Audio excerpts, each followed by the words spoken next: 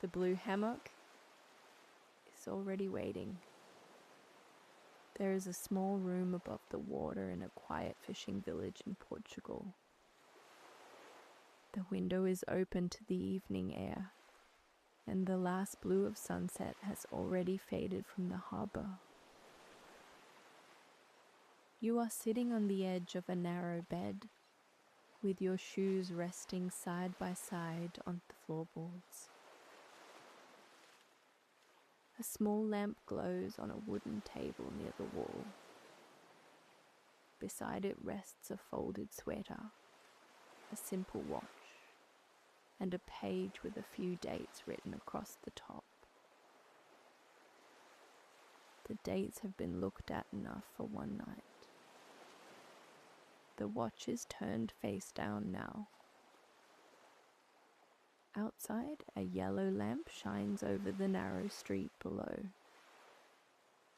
Its light falls across pale stone walls, hanging nets, and the quiet line of tied boats near the dock. Farther up the village slope, the old clock tower stands above the roofs. You cannot see its face clearly from here. You can only see the dark shape of the tower, still and familiar against the sky. Nothing in the village seems to hurry because of it. From the harbour comes the soft tap of water against wood. A rope moves against a post. A boat settles deeper into its place. The ocean keeps the same slow rhythm, steady, steady. The pressure you brought with you has been quiet, but constant. A feeling of being late. A feeling that other lives have moved ahead while yours has paused to catch its breath. That feeling is here with you now, resting beside the turned down watch and the paper on the table. It does not need to be chased tonight. Through the open window, you can see the blue hammock hanging just outside the room. It is tied beneath a small wooden beam, facing the harbour water below. It moves only a little in the evening air. The fabric is dark blue in the low light, almost blending with the deepening night. You do not lie in it yet. First you stand and lift the folded sweater from the table. You slip it on slowly, then rest one hand on the windowsill. The wood is cool and worn smooth at the edge. Below, the narrow lane curves down toward the dock. A few lamps mark the way. Their light is soft, not bright enough to command anything. Only enough for the next stretch of stone. Only this much. Only the room, the window, the harbour below. You step out of the room into the small passageway and begin making your way down toward the water. The lane is narrow and made of pale stone worn soft by years of feet and weather. Your steps are unhurried here. There is nowhere in the village that seems to ask for speed. A lamp above a doorway spreads a warm circle over the wall.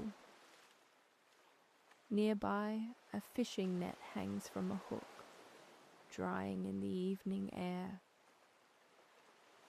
Its cords are dark with salt and use. Small cork floats rest along the edge like quiet buttons. You pass slowly beneath it. The smell of sea air mixes with cedar wood, rope, and the faint, clean scent of fish washed from the boats. Ahead, the old clock tower becomes clearer between the roofs. Its face is lit, though not sharply. The hands point somewhere into the evening, but no one around you seems to be answering them. A chair sits outside one doorway. A basket rests beside another. Shutters are half closed, and the whole village seems to be settling itself little by little. The ocean keeps the same slow rhythm, steady, steady. When you reach the dock, the boards give a soft, dry creak beneath your feet. Boats are tied in a patient line beside the harbour wall. Some are painted blue, some white, some faded by sun and salt into colours that no longer hurry to name themselves. Each boat rocks in its own time. Each rope keeps its own easy curve. No two move in exactly the same way. Still, they are all held.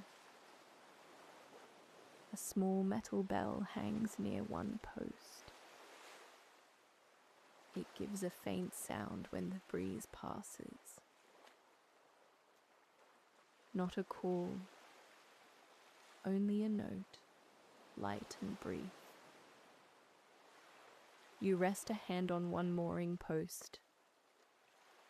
The wood is damp at the top, rough at the sides, steady in the dark water. One of the boats nudges the harbour wall and settles back again.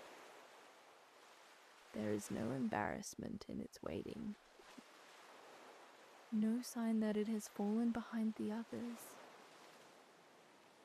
It returned when it returned. It rests where it rests.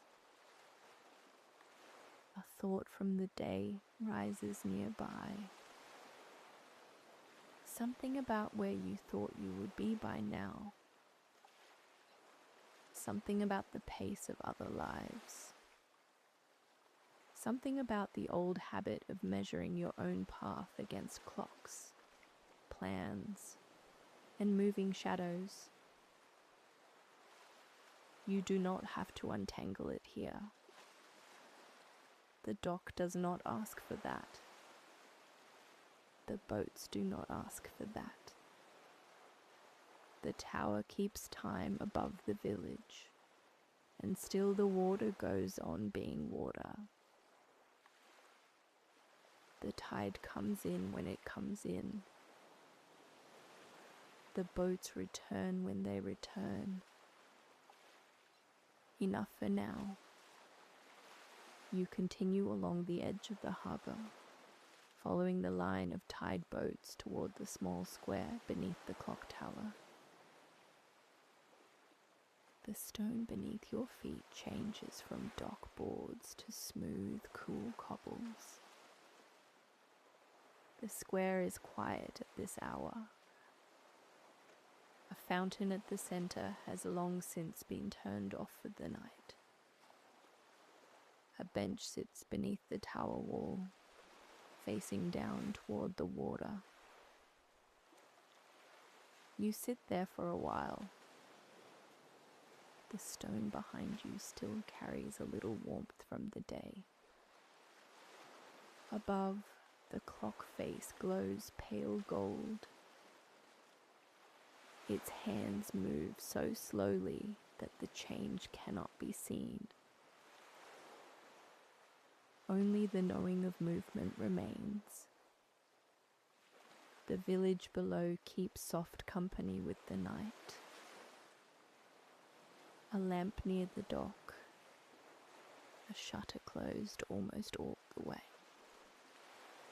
A line of nets drying against the wall.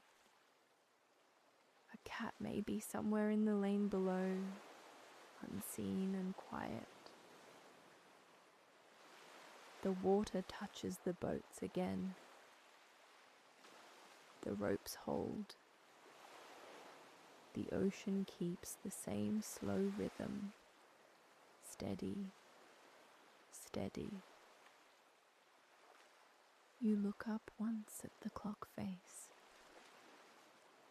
It marks the hour without apology. But the bench beneath it does not rush. The cobblestones do not rush. The harbour does not rush. The thought comes softly that perhaps time has more than one shape. There is tower time and tide time. There is harbour time and lantern time. There is the kind of time that asks for lists, and the kind that lets a boat rock quietly until morning. You do not need to decide anything about it now. It is enough just to notice the difference. A cool breeze moves through the square and touches your face. You pull the sweater a little closer at the wrist. The fabric is soft from many washings. The air tastes faintly of salt and iron, with the deeper scent of old stone warmed all day by sun. Far down the slope, near the room where you began, you can just make out the blue hammock outside the window space. It hangs in shadow, quiet and patient, facing the harbour as if it has always known how to wait well. You stay on the bench a while longer. No one asks you to get somewhere faster.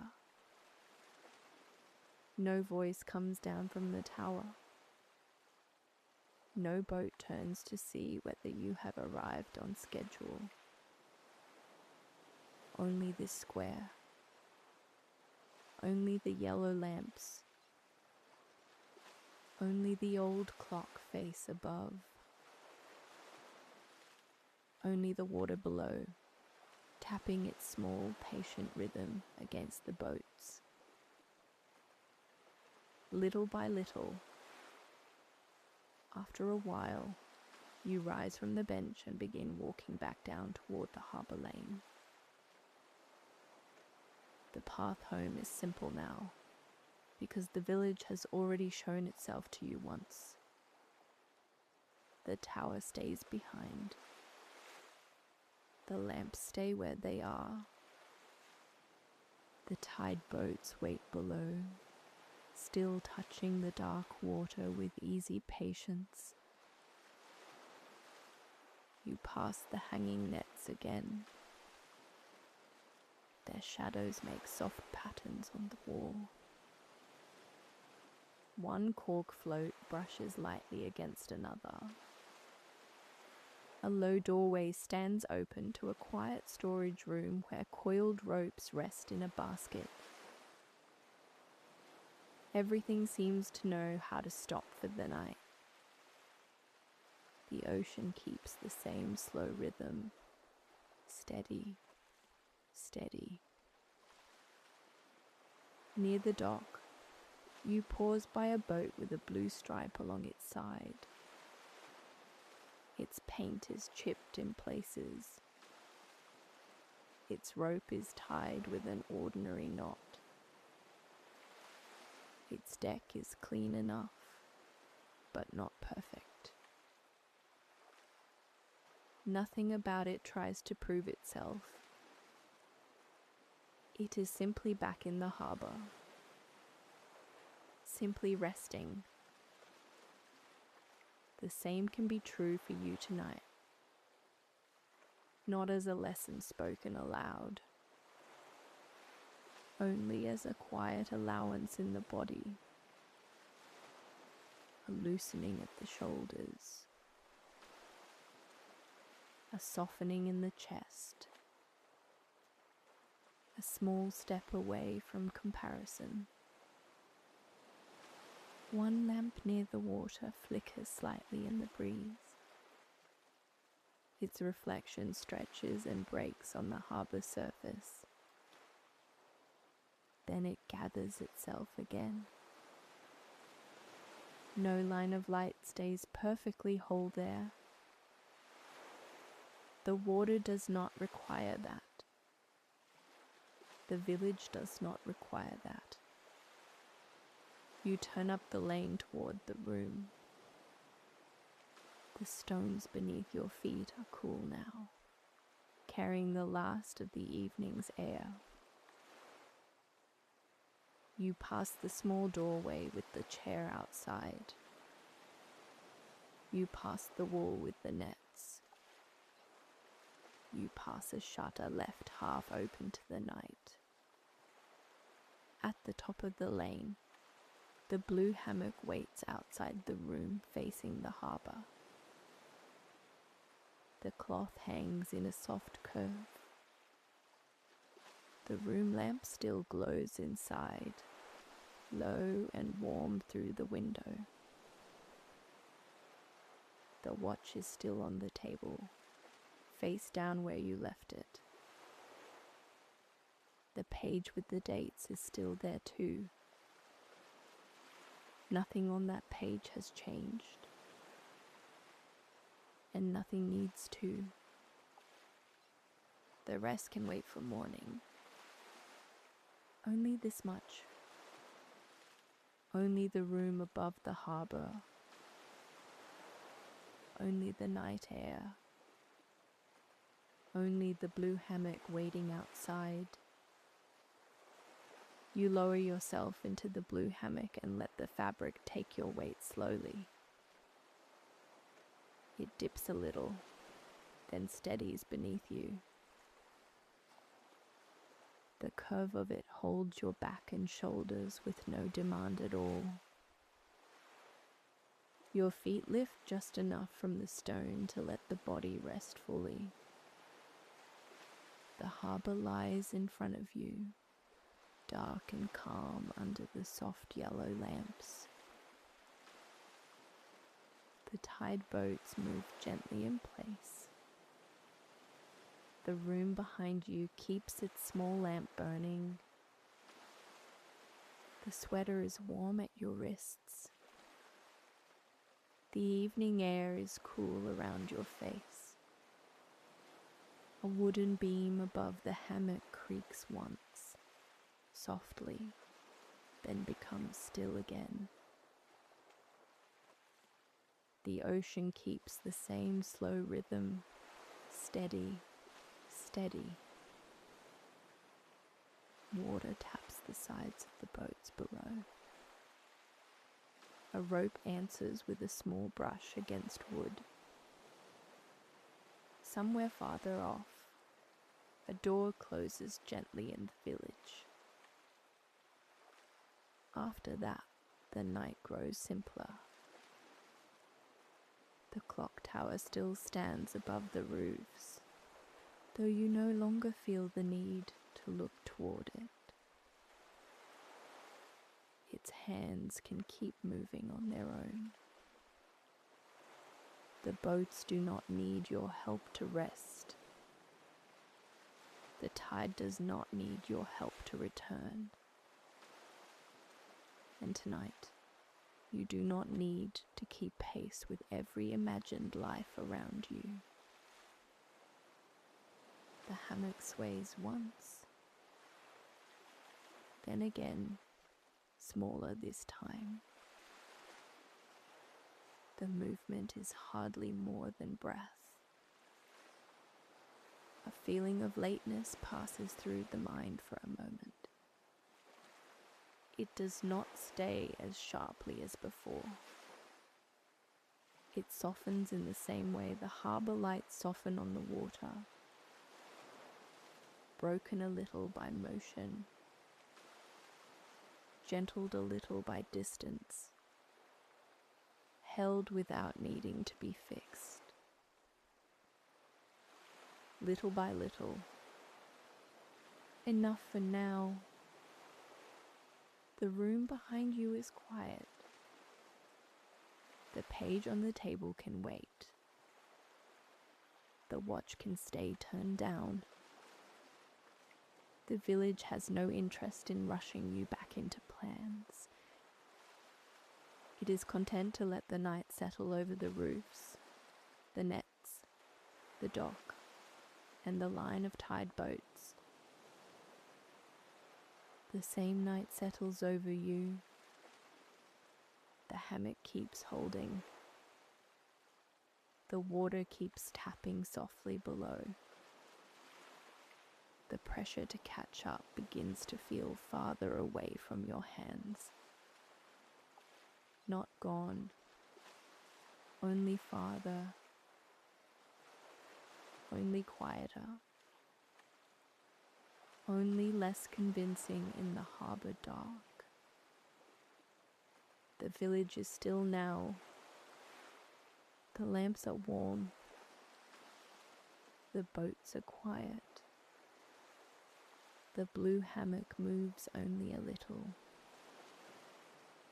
The ocean keeps the same slow rhythm, steady, steady. A small wave touches wood. A rope settles back into its curve. The harbour keeps breathing in the dark. The room behind you is dim and calm. The page can wait there. The watch can wait there too. Nothing on the table needs you tonight. Only this hammock. Only this air. Only this water. The clock tower remains above the village. It keeps its own time. The tide keeps its own time. The boats keep their own time. Your body can keep its own time too. Steady, steady. Little by little. Enough for now. You do not need to catch up tonight. You do not need to measure the harbour. You do not need to measure your life against the clock face on the hill. The village is not in a hurry. The water is not in a hurry. The hammock is not in a hurry. Your breathing grows slower. Your shoulders are heavier now. Your hands rest easily. The small comparisons loosen and drift. One passes, then another. Like dim reflections on harbour water, they do not need to hold their shape for long. The night can carry them. The harbour can carry them. The blue hammock can hold you while they go. Steady, steady. Only this much. Enough for now. The village grows softer. The water grows darker.